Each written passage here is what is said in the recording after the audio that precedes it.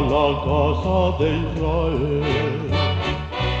Es eterna su misericordia, que lo diga la casa de Aarón. Es eterna su misericordia, que lo digan los fieles del Señor. Es eterna su misericordia. Este es el día en que actuó el Señor, sea nuestra alegría y nuestro gozo.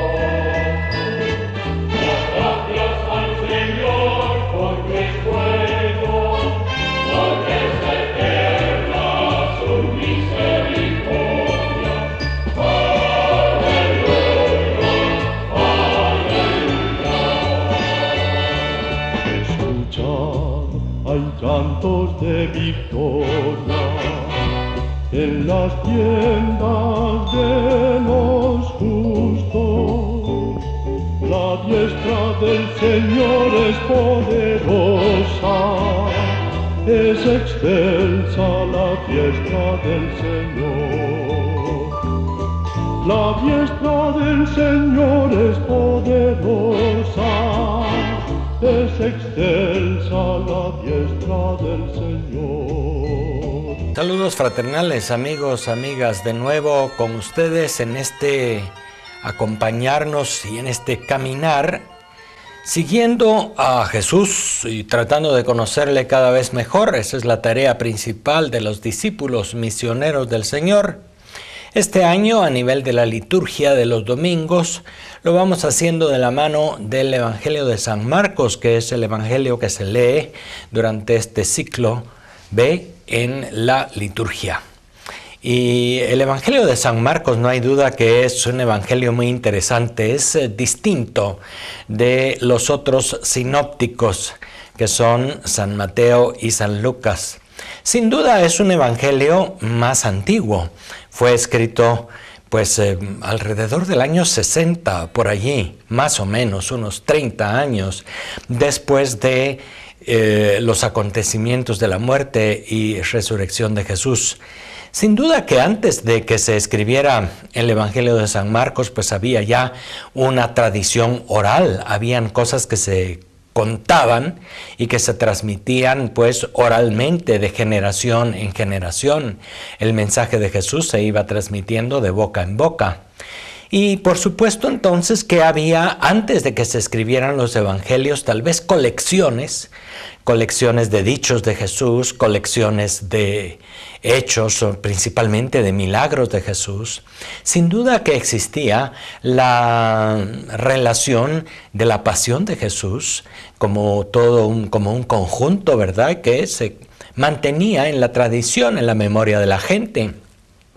No hay duda que había tradiciones y no hay duda que también los autores de los santos evangelios, como el Evangelio de Marcos, pues no solamente es ese que llamamos apóstol evangelista, sino es toda una comunidad, es también la comunidad la que ha aportado, la que ha transmitido ese evangelio, es la comunidad la que ha sido receptora del mensaje de Jesús, lo ha vivido y lo ha transmitido a los demás, primero de una manera oral, lo ha celebrado en la comunidad, lo ha dramatizado, lo ha leído lo ha contado antes de que fuese leído. Eso es interesante pensarlo, puesto que no estamos entonces ante narraciones a nuestro modo del día de hoy. Siempre repito yo esto, pero es que es muy importante recordarlo. Nosotros estamos acostumbrados a narraciones periodísticas que nos están hablando de las cosas tal y como sucedieron, como dice algún noticiero, los hechos tal y como son.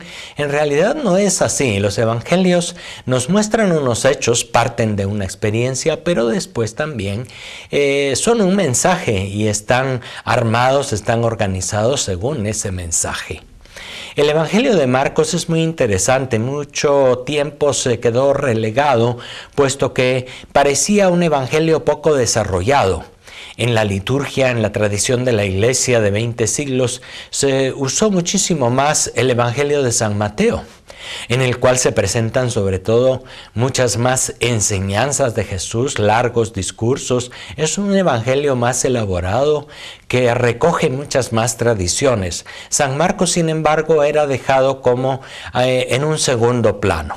Sin embargo, gracias a los estudios exegéticos, eso quiere decir a los estudios científicos sobre las Sagradas Escrituras, se ha vuelto a recuperar el interés en San Marcos.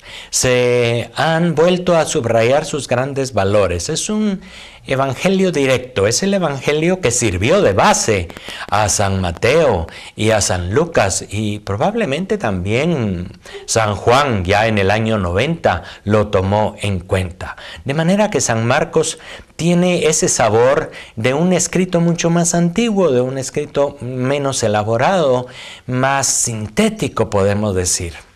El Evangelio de San Marcos no contiene grandes discursos de Jesús. El Evangelio más bien le interesan los hechos, le interesa presentar a Jesús como aquel que se interesaba por sanar a la gente, por hacer exorcismos, por estar con la gente. En fin, es interesante comenzar a ver el Evangelio de San Marcos, y les invito, pues ya desde el inicio del año, a leerlo de un solo tirón, todo el Evangelio, porque así puede tener uno como una visión de conjunto de lo que es ese texto.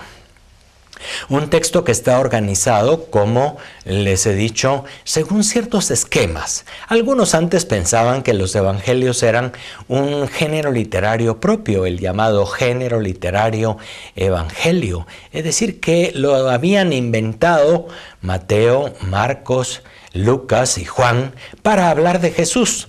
Ahora, según los estudios actuales de los escritos antiguos y de la historia antigua de los textos, estamos más conscientes de que no se trata de un género literario nuevo, es un género literario que ya usaban otros historiadores, otros biógrafos que escribían pues la vida de personajes famosos en aquel tiempo, como por ejemplo escribía Suetonio, un escritor antiguo, que habla en las biografías y van presentando entonces los orígenes, las acciones y el final de la vida de los personajes. También así el Evangelio, los 4 evangelios que nosotros tenemos, están organizados según ese esquema antiguo de las biografías. Se presenta al personaje, sus orígenes, en particular se subraya que tiene orígenes nobles y muy importantes. En segundo lugar, se habla de sus obras prodigiosas, de sus cualidades, y terminan las biografías por lo general hablando del final también heroico o del final famoso que ha tenido el determinado personaje. Ese es el esquema que también usa San Marcos cuando nos habla de Jesús en los Santos Evangelios. Ya en algunos domingos anteriores que se leyó el Evangelio de San Marcos y lo reflexionamos, vimos cómo San Marcos comienza presentando a Jesús como el Hijo de Dios, el Mesías. Y entonces después, y esa es la parte en la que vamos entrando ahora, comienza a presentar sus obras.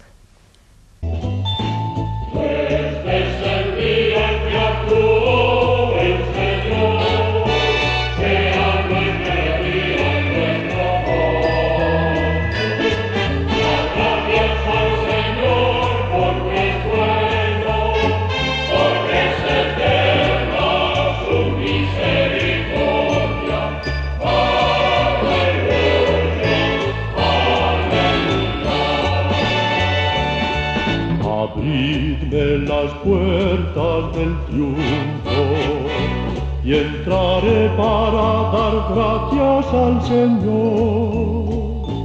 Esta es la puerta del Señor, los vencedores entrarán por ella.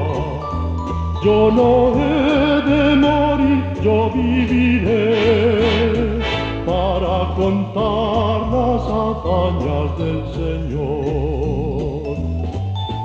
Este es el día en que actuó el Señor.